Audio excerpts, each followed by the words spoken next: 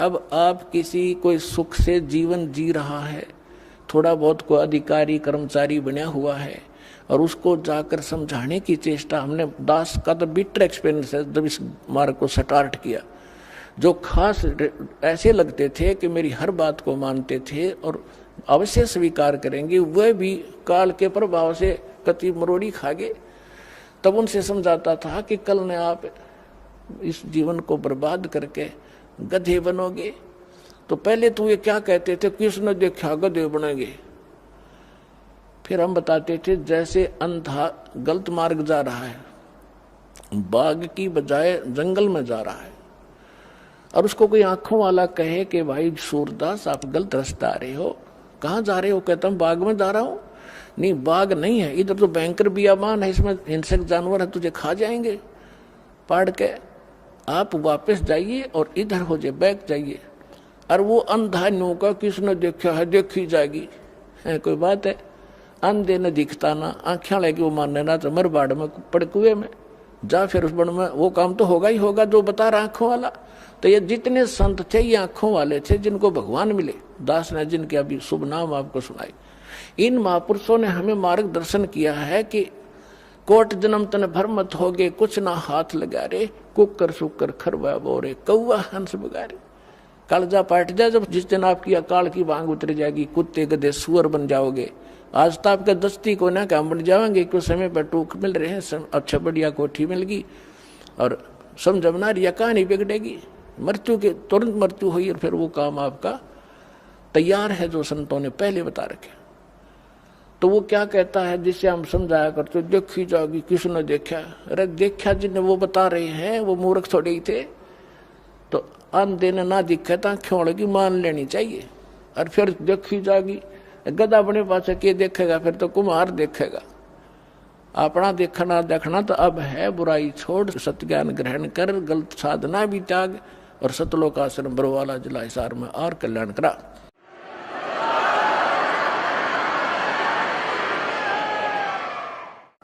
तो मार्कंडेय ऋषि कहता है कि आजा, तेरे को ब्रह्मलोक में ले चलता हूँ, ये साधना बताता हूँ। इंद्र बोला फिर देखेंगे महाराज जी, तुमने मौज करने दे। यहाँ सब की अकल मार रखी है, थोड़ा सा सुखना छूटता रहा, अगले पहाड़ जैसा दुख नहीं दिखता। तो जब हमारी अकाल की भांग उतर जाएगी, कबीर साहब कहते हैं, कबीर ये माया अटपटी सब घटान अड़ी, और किस किस ने समझाऊं या कुआ भांग पड़ी। अब जिस तरह बात करो सब वाय बोली बोलेगा। जैसे किसी ठेके पे देखो शराब वाले पे शाम के समय 5-7 घुटी ला कर आ रहे हो, और उन तो बात करो कहाँ गया ना, मौज मार के आया हूँ। दूसरे तो करोगे वो भी यही भाषा बोलेगा, और ऐसे लड़खड़ा के चलेंगे। सबकी एक जैसी चाल, एक जैसी भाषा होगी। तो जिसने अकाल की भांग पी रखी है सब यही भाषा प्रयोग करेंगे, वो बोल ही नहीं सकते दूसरी, उनके बस की बात नहीं। तो इस सत्संग से, इस तत्व ज्ञान से, ये एंटीबायोटिक जो कैप्सूल आपको खिलाए जाएंगे, इससे अब भांग उतरेगी, और फिर नो पता लगेगा गधे बनेंगे। अब नशा उतरे पाछा पता लगा आदमी ने कि रात ने कहाँ पड़ा था कुरड़ियों पर गंध में, उसको देख देख कर भी गलानी बनेगी, सचमुच शराब पी के यहाँ गिरा था मैं रात को। तो उस समय आपको आभास होगा। तो इन आंखों वालों ने बताया है। अब वही क्या बता रहे हैं कि असंग जन्म तन मरता होगे, जीवित क्यों न मरे रे। अब असंग जन्म मरते होगे, जीवित मरना क्या है?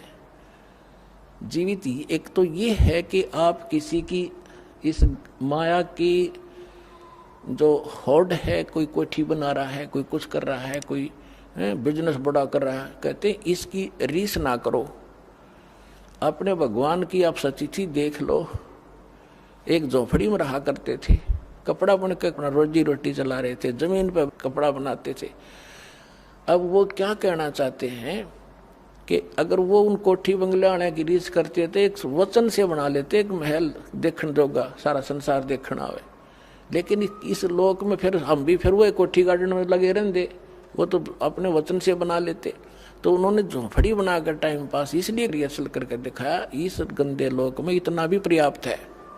घर तो 3.5 हाथ, गणाते 4.25। कबीर साहब कहते हैं क्या क्या चढ़ा हुआ मैडिया, लंबी भींत उसार, और घर तो 3.5 हाथ, घना तो 3.25।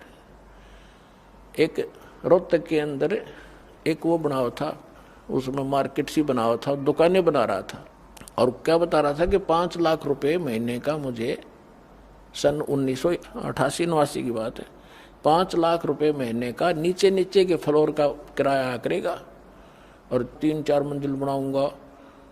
आज के तो मेरे ख्याल 50 लाख कह सकते हैं उनको।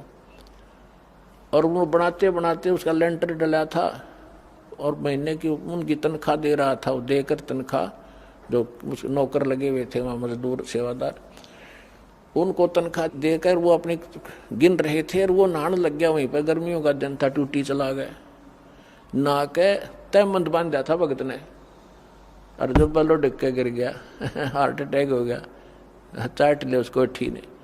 परमात्मा कहते कहाँ चढ़ावे मैडिया लंबी भी तुषार, घर तो 3.5 हाथ, घना तो 3.25। कहने का भाव ये है कि यहाँ इस ज्ञान से आपको पता चल, एक तो ये जीवित मरना है कि हमने लोगों की इन बकवादों की रीस नहीं करनी,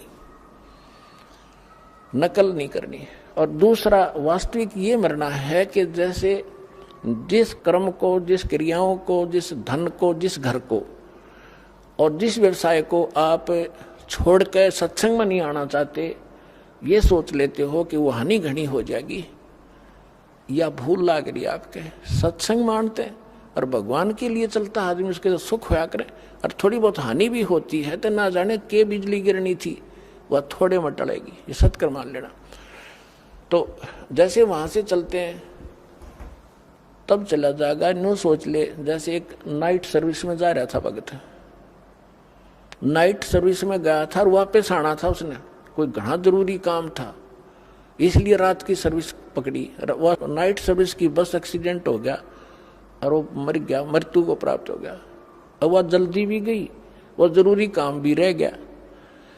अब जैसे नो सोच ले यहाँ आने के लिए कि जैसे आज हमारी मृत्यु हो जाए तो जिसके लिए हम सत्संग में भी नहीं आना चाहते वो भी गया, वो कतिये खत्म हो गया। तो ये सोच कर यहाँ चल पड़ा कि नो सोच लो मेरी मृत्यु होगी आज, और 3 दिन 4 दिन आप आ जाओ यहाँ मृतक हो गए। अब 3 दिन में 4 दिन में यदि कोई हानि होती है तो फिर जाके संभाल लेंगे उसने, वैसे तो होगी नहीं, परमात्मा आपको घना सारा देगा। और जब परमानेंट टिकट कटगी फिर क्या करोगे, फिर भी तो रहेगा सारा काम धरा। तो इस प्रकार आप यहाँ आओ तो न्यू सोच लो कि भी मर गए, ये तो कभी भी हो सकता है यो काम तय। और वो जिसके लिए आप भगवान से भी दूर होना चाहते हो और सत्संग भी सुनने की टाइम नहीं है, और कल को कोई उत्सुक होगी तो फिर क्या करोगे, फिर परमानेंट गए, फिर उन्हें कभी नहीं संभाल सकते जिसके ऊपर आप भगवान से भी दूर हो रहे हो। तो यहाँ बताते हैं आप न सोच लो 3 दिन मर गए, 3 दिन के बाद कि मैं बिगड़ेगा तो फिर संभाल लेंगे अपना 2 महीने फालतू करके, उसको फिर सेट कर देंगे, परमात्मा साथ देगा आपको। ये विश्वास करना, आपको राहत थोड़े से दिन में दिखाई देगी। जैसे आपने आज कोई बीज बोया है, आम की गुठली, अब वो बोई है, सही बीज है, आपका प्रोसेस ठीक है उसको उपजाने का, तो उसका टाइम लगेगा थोड़ा अंकुर आने में।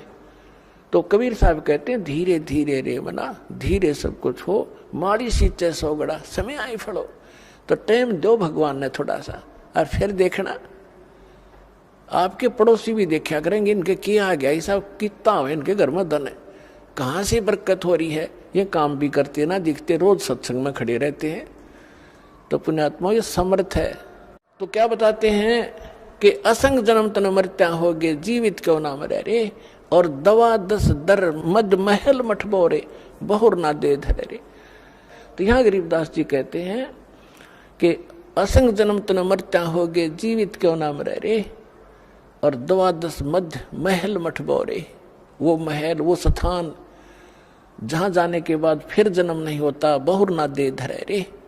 फिर क्या बताते हैं कि दोजक बहिष्ट सभी ते देखे राजपाट के रसिया, और 3 लोक से तरपत नाही यो मन भोगी खसिया।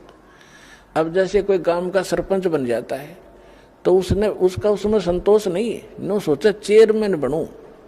चेयरमैन कई गांवों के ऊपर होता है, चेयरमैन बनने के बाद वो अच्छी नमस्ते करनी घने हो जाए उसको, तो इन्होंने सोचा एमएलए बनू।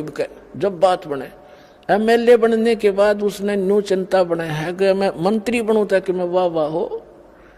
और मंत्री बनने के बाद फिर उसकी ये टेंडेंसी बन जाती है कि भाई मुख्यमंत्री बनूं। जब बात बना अभी प्राचीन ही हूं मैं, और मुख्यमंत्री बनने के बाद इन्होंने सोचा प्रधानमंत्री की पोस्ट मिला जब जी साहब है, इतना मृत्यु हो जा भाई गदा बना पावे। तो परमात्मा कहते कि दोजक भिष्ट सभी ते देखे राजपाट के रसिया, और 3 लोक भी दे देना इस मन पापी को। इसका संतोष नहीं है आपकी दुर्गति कराने के लिए। कहते 3 लोक से तृप्त नाही ये मन भोगी खसिया। फिर क्या बताते हैं, सतगुरु मिले तो इच्छा मेटे पद मिल पदे समाना।